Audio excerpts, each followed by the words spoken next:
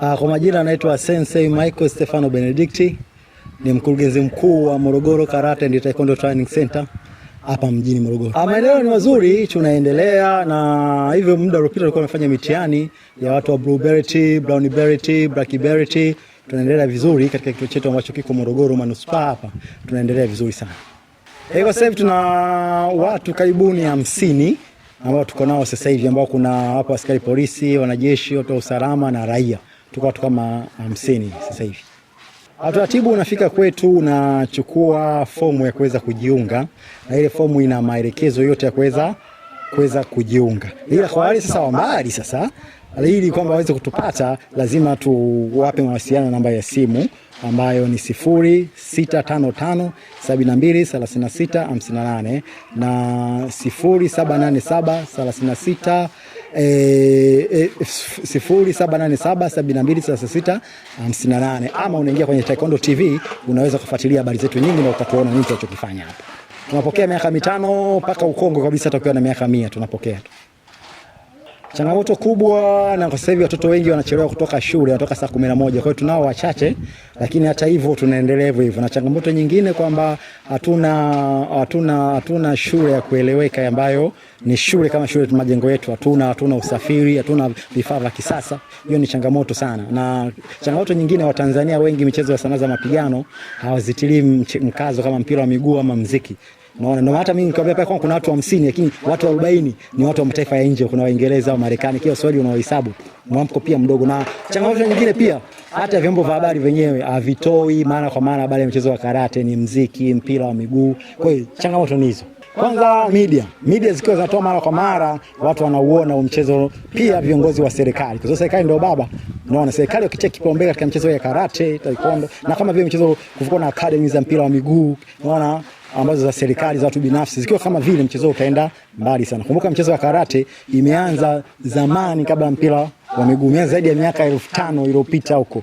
Unaona, lakini hauna mwamko mkubwa, lakini mpira wa miguu umeanza hii karne ya 19, lakini una mwamko mkubwa. So vyombo vya habari ndio sikio. So mtu mwingine amekaa nyumbani kwa mara ya kwanza na anajua kuna karate, kuna taekwondo, kuna sensei, kuna nini, hawajui. Ndicho hivyo. Kama kituo, support na gani mnayohitaji? Sababu tunahitaji kwa kikubwa sana ni kuwa na shule majengo yetu. Hiyo cha kwanza. Cha pili, usafiri. Cha tatu, vifaa. Cha nne, kama tunapata walimu wa kimataifa ama serikali itatuwezesha, au taasisi zinazohusika na michezo kama hii, na wizara labda michezo kituona, kufika mbali sana. Kwa sababu mimi mimi mwalimu akiwa mwangu wa 36 nikiwa mwalimu katika sanaa hizi. Nimefundisha majeshi ya ulinzi na usalama, nimefundisha polisi, nimefundisha usalama wa taifa, nimefundisha sehemu nyingi sana. Umeelewa? Lakini kwa mafanikio yangu bado yako chini sana, lakini naamini kwamba watu wengi wamenufaika kupitia taaluma ambayo niko nayo mimi. Yaani hakuna kona yote Tanzania ambao unaenda ukamkosa kijana Sensei Michael, hakuna. Lakini sisi wenyewe bado hatujaendelea. Na kingine sasa ambao nimewafundisha wakuta wengine majenerali, mabrigadia, makanari, wengine wakuu wa wilaya, wakuu wa mikoa, wengine nini. Lakini jambo lingine hawatukumbuki hata na sisi kama kuna Sensei Michael kwa hatukumbuki. Ila leo wakiniona kwenye Orient TV hivi wanasema kumbe Sensei yetu anaweza kanikumbuka. Kwa hiyo namba zangu wakinikumbuka sasa ni 0655 72 36 58 ama 0787 72 36 58. Kama wataniona na wakanikumbuka, niko hai na bado naendelea. Utangu kwa wazazi walete vijana wao katika kituo chetu, na kwa michezo mbalimbali, ikiwa mpira wa miguu, ikiwa riadha, ikiwa karate, boxing, kwa sababu michezo ni ajira, michezo inapata umaarufu, michezo ni kipato. Kwa hiyo na michezo ni ajira, kwa sababu sasa hivi ajira ni nyingi. Unakuta kuna wachezaji wanacheza Simba, Yanga, unakuta hata degree hana, hata form 6 hajafika, kila mamilionea. Hata unaweza kumuuliza Messi au Ronaldo una degree ngapi? Anaweza kwambia mimi sina, lakini mpira umemnyanyua. Kwa hiyo mpira sasa hivi ni ajira, michezo ni ajira, serikali haina ajira. Kwa hiyo angalia mtoto wako ana kipaji gani, kwa hiyo mpeleke pale sehemu ambapo unaona ana kipaji. Na jambo jingine, usiwaachie watoto watembee tu. Unaona kama samaki wanaenda wanarudi, hapana. Lazima mtoto ametoka shule anaenda tuition, anaenda mazoezi. Wale watoto, sababu sasa hivi dunia sasa hivi imeharibika. Unaweza kumwandaa mtoto awe kiongozi wa baadaye, kumbe ni mlevi na mvuta bangi, unakuwa unapoteza. Na hakuna kitu cha thamani ambacho duniani tumechopewa hapa duniani kama watoto, kama familia. Unaweza kuwa na mali nyingi, ukifa wewe zitapotea kwa sababu una watoto. Kwa hiyo ndivyo ilivyo. Kwa hiyo wazazi na serikali wakitilia kipaumbele, tutafika mbali, kwa sababu umoja ni nguvu. Kwa hiyo naamini katika hilo. Mimi hapa kwa majina naitwa Brandon Kamal Mapinga, au nickname yangu naitwa Brandon Tanzania. Nina umri wa miaka 10.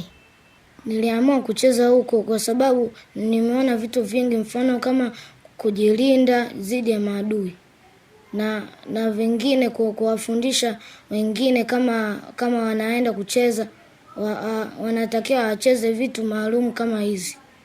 Maendeleo yangu ni mazuri. Alafu pia mimi hapa nina mkanda wangu blue belt, baadaye nitafika brown belt. Alafu ninaweza kufaulu mtihani. Mafundisho yake kama sio magumu sana kama unavyofikiria wewe, kama squatting. Lazima kwanza uanze kitu kidogo kidogo.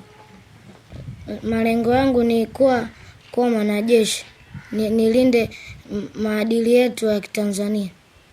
Napenda kuambia wajiunge katika hii Taekwondo Training Center kwa sababu watapata mambo mengi kama vile kujilinda, kucheza, kuwaonesha watu hivyo.